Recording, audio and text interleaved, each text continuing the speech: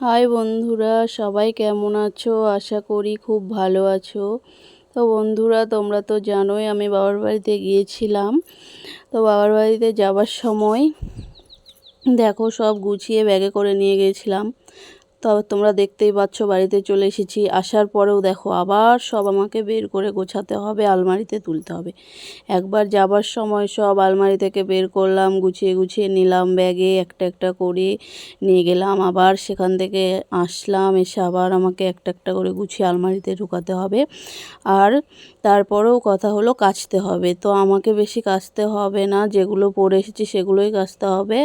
আর যেগুলো ওখানে মানে পড়েছিলাম সেগুলো তো কাচাই হয়ে গিয়েছিলো, মা কেচে দিয়েছে। আর মাকে বললাম আমি বাড়িতে গিয়ে ঝামেলা করতে পারবো না, তুমি কেচে দাও। তো মা পুরোটাই কেচে দিয়েছে। আর আমি বাড়িতে যেগুলো আমরা পরে আসলাম সেগুলোই শুধু কাচবো, সেগুলো রেখে দিয়েছি আলাদা করে।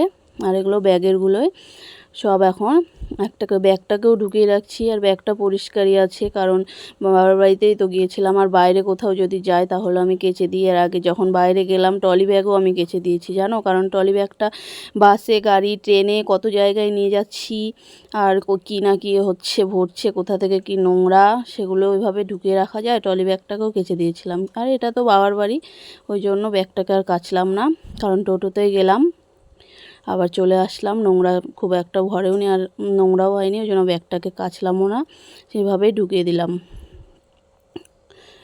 আর দেখো মেয়েদের তো কাজের শেষ নেই।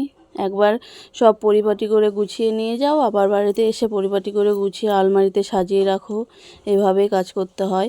তো আমি আগের দিনে এসেছি, তো আগের দিন এসে আর ভালো লাগছিল না, কারণ বাবার বাড়ি থেকে চলে এসেছি, মনটা তো খারাপ, বুঝতেই পারছো, মন খারাপ হয়েছিল। ওই জন্য আর গোছাইনি, এইভাবেই সব রেখে দিয়েছিলাম। পরের দিন সকালে সব গুছিয়ে নিচ্ছি। মনটা এখনও খারাপ লাগছে, কারণ কয়েকদিন ছিলাম আর খুব আনন্দ হচ্ছিল। বাবার বাড়িতে হয়েছিল, তোমরা তো জানোই, দেখেছো, আনন্দ হয়, অনেক আত্মীয় স্বজন আসে। তো যখন সবাই চলে যায় আর মনটা খুব খারাপও হয়ে যায়। আত্মীয় স্বজনরাও যখন চলে যায়, পুজো গান শেষ হয়ে গেল, মন খারাপ হয়ে গেল। তো এরকম তো হবেই, 1 বছর পর পর আবার পুজো আসবে, আবার গান হবে, এইভাবেই প্রত্যেক বছরই হবে। আর যেদিন থেকে শেষ হয়ে যায় সেদিন থেকে আমরা আবার দিন গুনি কবে আবার সেই পুজোয় আসবে।